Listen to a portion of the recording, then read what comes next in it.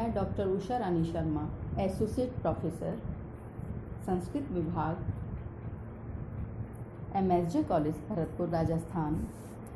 आज हम BA तृतीय वर्ष विषय संस्कृत प्रश्न पत्र प्रथम के पाठ्यक्रमानुसार भारतीय दर्शन के सिद्धांत पुस्तक का अध्ययन करेंगे।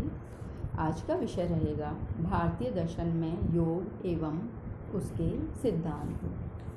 इसके अंतर्गत शरीर, मन और आत्मा का संबंध, योग का अभ्यास और मन की 5 अवस्थाएं, इस विषय पर विचार होगा। सर्वप्रथम शरीर, मन और आत्मा का संबंध। जब चित्त किसी वृत्ति में परिणत हो जाता है तब उस पर आत्मा का प्रकाश पड़ता है और वह आत्मसात हो जाता है, अर्थात आत्मा को ऐसा प्रतीत होता है कि वह मेरी ही अवस्था है। इसीलिए ऐसा भासित होता है कि पुरुष अर्थात आत्मा ही सब कुछ सोचता और करता है। जैसे वह जन्म लेता है और मरता है, उसी में वृद्धि या ह्रास होता है, वही सोता जागता है, वही कल्पना या स्मरण करता है, वही भूल करता और सुधारता है आदि। परंतु यथार्थ में यह सब भ्रम है। जन्म मरण आदि क्रियाएं शरीर की हैं, सोना जागना आदि क्रियाएं मन की हैं, ध्यान, कल्पना, स्मृति सभी मन की वृत्तियां हैं। आत्मा इन सभी विकारों से परे है। वह इनसे संयुक्त इसलिए जान पड़ता है कि वह चित्त में प्रतिबिंबित हो जाता है। उसी तरह जैसे दर्पण में मनुष्य का प्रतिबिंब उतर आता है, इस तरह 5 प्रकार की क्लेशकर भ्रांत वृत्तियां उत्पन्न होती हैं। ये 5 क्लिष्ट वृत्तियां हैं। नंबर 1, अविद्या अर्थात अनित्य और को नित्य समझना, जैसे अनात्म पदार्थ को आत्मा समझ लेना। मिथ्या सुख को वास्तविक सुख समझ लेना, अशुचि को शुचि समझ लेना। 2, अस्मिता और आत्मा को भ्रमवश बुद्धि या मन समझ लेना। नंबर 3, राग अर्थात सुख और उसके साधनों की प्राप्ति के लिए इच्छा। नंबर 4, द्वेष अर्थात दुख और उससे वैर।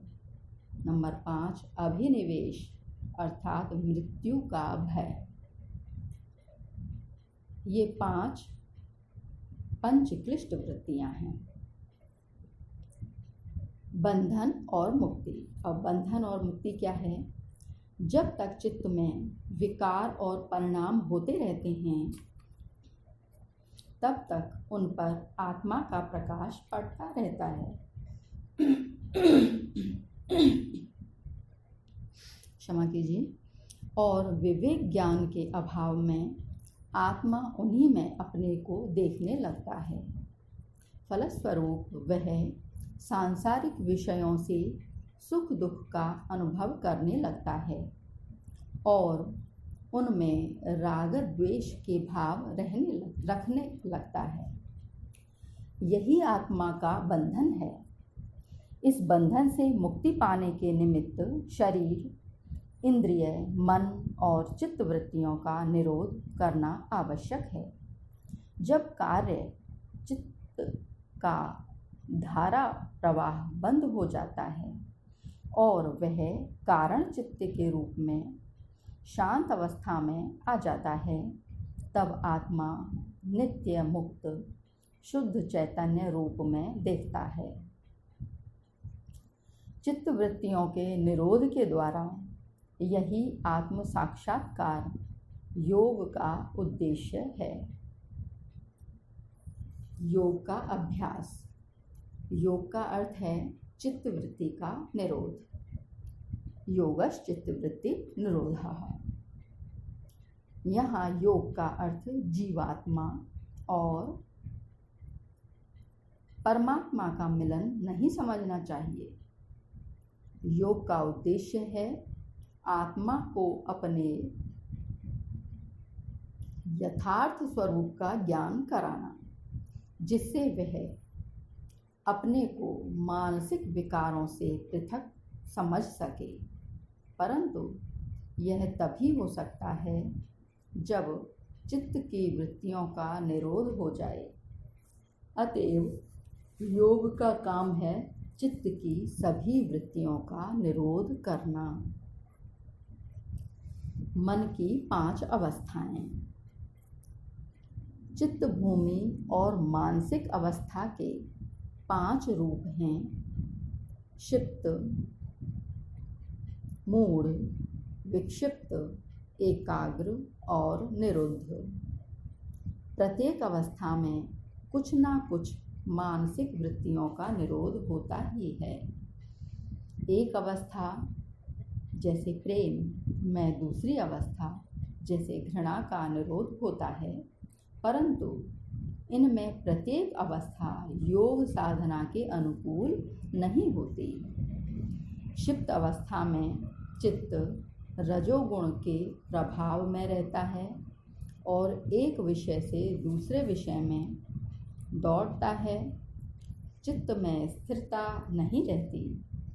यह अवस्था योग के अनुकूल नहीं है, क्योंकि इससे मन और इंद्रियों पर संयम नहीं रहता। मूढ़ अवस्था में तम की प्रधानता रहती है और इससे निद्रा, आलस्य आदि का प्रादुर्भाव होता है। निद्रावस्था में चित्त की कुछ वृत्तियों का कुछ काल के लिए तिरोभाव हो जाता है, परंतु यह अवस्था योगाभ्यास नहीं है। निद्रावस्था तब होती है जब चित्त तमोगुण से आच्छन्न हो जाता है, परंतु योग के लिए सत्वगुण की प्रबलता से चित्त की शुद्धि होना आवश्यक है। विक्षिप्तावस्था में मन थोड़ी देर के लिए एक विषय में लगता है, पर तुरंत ही अन्य विषय की ओर ध्यान चला जाता है और पहला विषय छूट जाता है। यह चित्त की आंशिक स्थिरता की अवस्था है।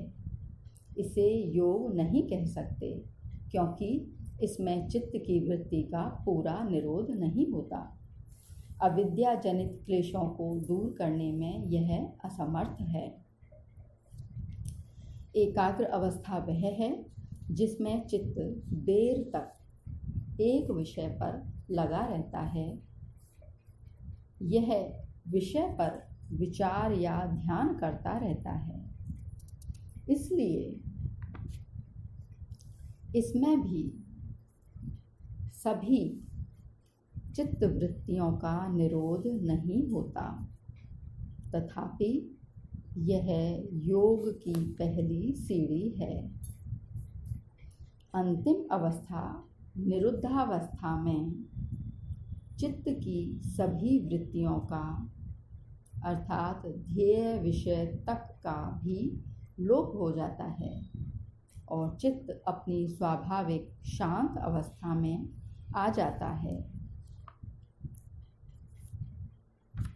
प्रथम 3 अवस्थाएं क्षिप्त, मूढ़, विक्षिप्त योग के अनुकूल नहीं पड़ती। केवल अंतिम 2 अवस्थाएं एकाग्र और निरुद्ध योगानुकूल हैं। एकाग्र और निरुद्ध ये दोनों अवस्थाएं योग के अनुकूल हैं, क्योंकि उनमें सत्व गुण का अधिकाधिक प्रकाश रहता है, जो आत्म साक्षात्कार में सहायक होता है। एकाग्र अवस्था को संप्रज्ञात योग कहते हैं, क्योंकि इसमें ध्येय विषय का स्पष्ट ज्ञान रहता है। इसे समापत्ति या संप्रज्ञात समाधि भी कहते हैं, क्योंकि इस अवस्था में चित्त ध्येय विषय में लीन होकर तन्मय हो जाता है। इसी तरह निरुद्ध अवस्था को असंप्रज्ञात योग या असंप्रज्ञात समाधि कहते हैं। क्योंकि इस अवस्था में चित्त की सभी वृत्तियों का लोप हो जाता है और किसी विषय का ज्ञान नहीं रहता। यही समाधि की अवस्था है। इसमें सभी वृत्तियों और विषयों का तिरोभाव हो जाता है। चित्त की चंचल लहरों का उठना बंद हो जाता है और वह शांत जल की तरह स्थिर हो जाता है। इन दोनों एकाग्र और निरुद्ध अवस्थाओं को सामान्यतः समाधि योग कहा जाता है।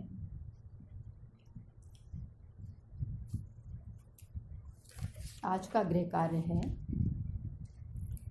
योग के अनुसार मन की 5 अवस्थाओं का वर्णन कीजिए। आगे भी हम योग दर्शन से संबंधित ही योग के 3 मार्ग, योग के अष्टांग साधन विषयों पर चर्चा करेंगे।